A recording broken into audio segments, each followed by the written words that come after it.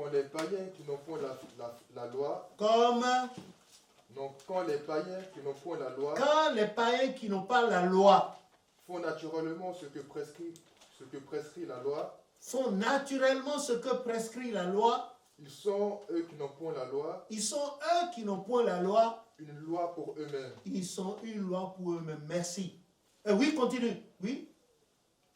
Ils montrent que l'œuvre de la loi Ils montrent que l'œuvre de la loi est écrite dans leur cœur, est écrite dans leur cœur. leur conscience en rendant témoignage. Merci. Et leur conscience en rendant témoignage. Voilà. C'est cela. Papa Ochofa, quand il était vivant, recevait des féticheurs, des gens de toute tendance religieuse. Des gens venaient poser leurs problèmes. Et même aux féticheurs, il lui arrivait de dire qu'ils venaient poser des cas des malades qu'ils avaient chez eux, des féticheurs. Et il a dit non, tu peux rentrer, il leur donnait encore de l'argent. Des fois, s'ils viennent de loin, ils demandent qu'un de ses chauffeurs aille les déposer au bus stop à la gare pour que l'autre a dit il faut partir. Il est déjà bien, quand tu vas arriver, tu verras. Des cas les dépassaient, ils venaient me voir, papa au chauffeur. Dieu est universel. L'église du christianisme céleste est universelle. Voilà.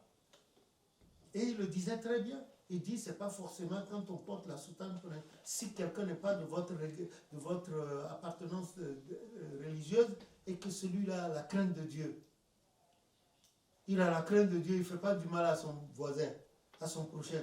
Lui, ce que Dieu lui a donné, il partage avec tout le monde. Il n'aime pas voir les gens dans la tristesse. Lui-même, il fait très attention. Il ne brutalise pas, il ne m'en pas. Il n'est pas dans la prostitution, la débauche et comme ça. Pourquoi ne voudriez-vous pas que l'Esprit de Dieu soit avec lui? Que le nom de l'Éternel soit béni.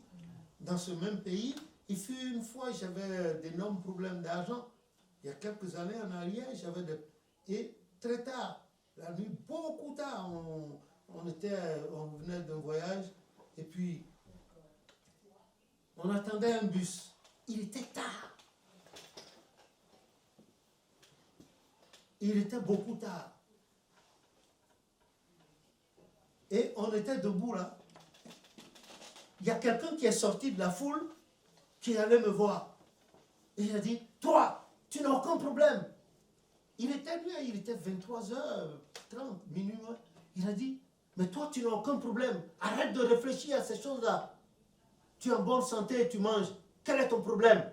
Arrête, tu as compris? J'ai remercié le Seigneur dans mon cœur. On est monté dans le bus. Je ne savais pas que le monsieur était monté aussi. Et là où maman et moi, on était descendus, j'ai entendu la même voix. Et puis la personne a dit, tu as entendu? Arrête tu manges, tu es en bonne santé, ça te suffit. Tu as compris? Et il est allé devant, on ne l'a plus vu. Que le nom de l'Éternel soit béni. Amen. Donc, voilà. L'Éternel, gloire à son nom, l'Église lui appartient. Il en fait ce qu'il veut. Et nous marchons, essayons quant à nous d'être des exemples. Ce n'est pas facile dans ce monde où il y a trop de cliquetis. Laissez-vous aller et le Seigneur nous viendra en aide pour la suite. Que son nom soit béni. Amen. Voilà. La deuxième question de papa. Parce qu'il a dit que si l'Éternel a fait ce genre de choses en donnant un nom en français au Bénin, il peut faire aussi en France.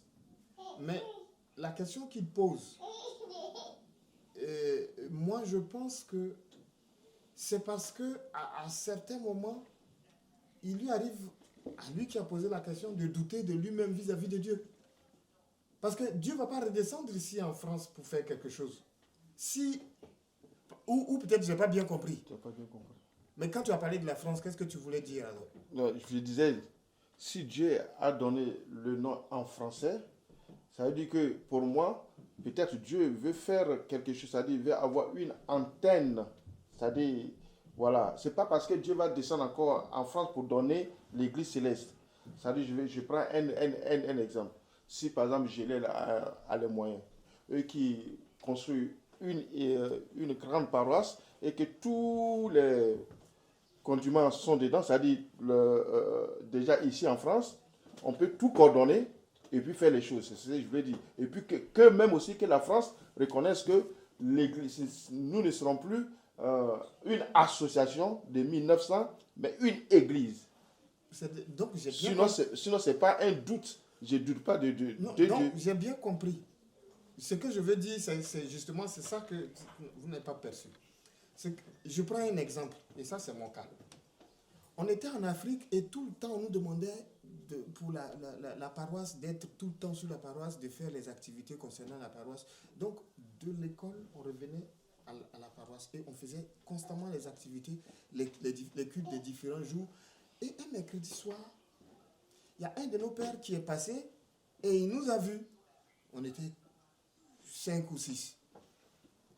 Et quand il nous a vus, il est allé prier et il s'apprêtait à sortir pour partir.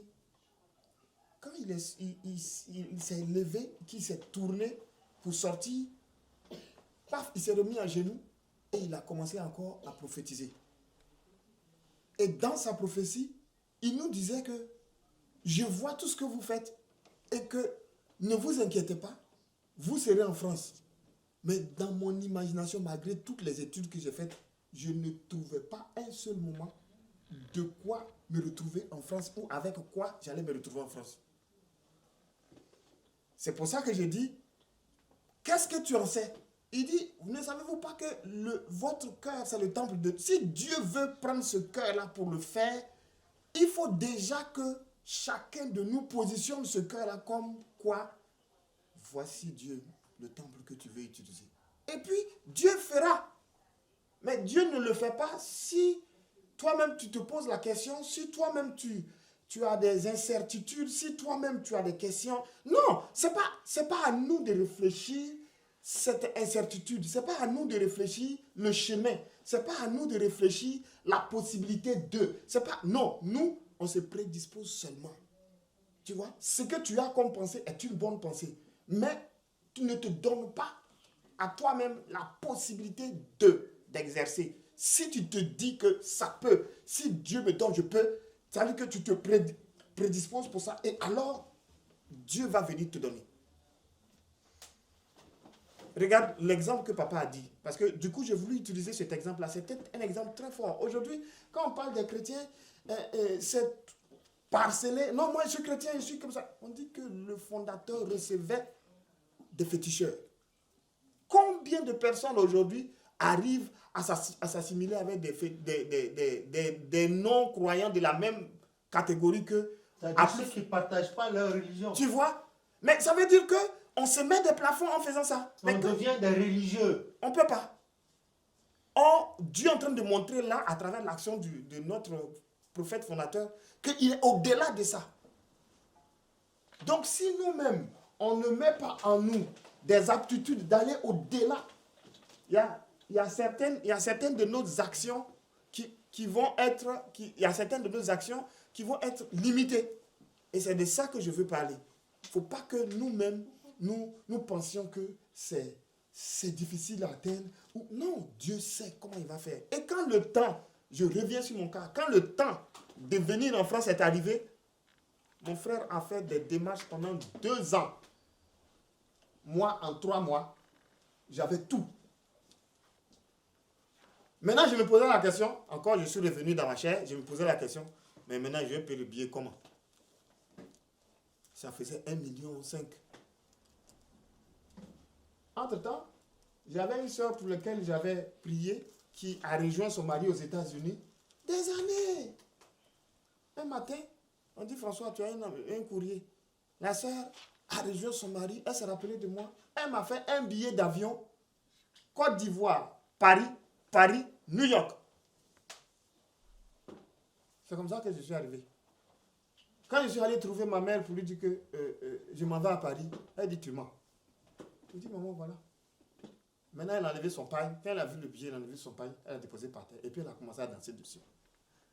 C'est lui qui croit qui peut.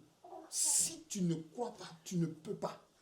Donc, il ne faut pas qu'en nous, il y ait des biefs, des choses qui vont empêcher la croyance. Dieu dit, tout est possible à celui qui croit. Oui. Tout est possible à celui qui croit. Si tu crois que Dieu t'a fait venir là, et que tu es capable de, tu le feras.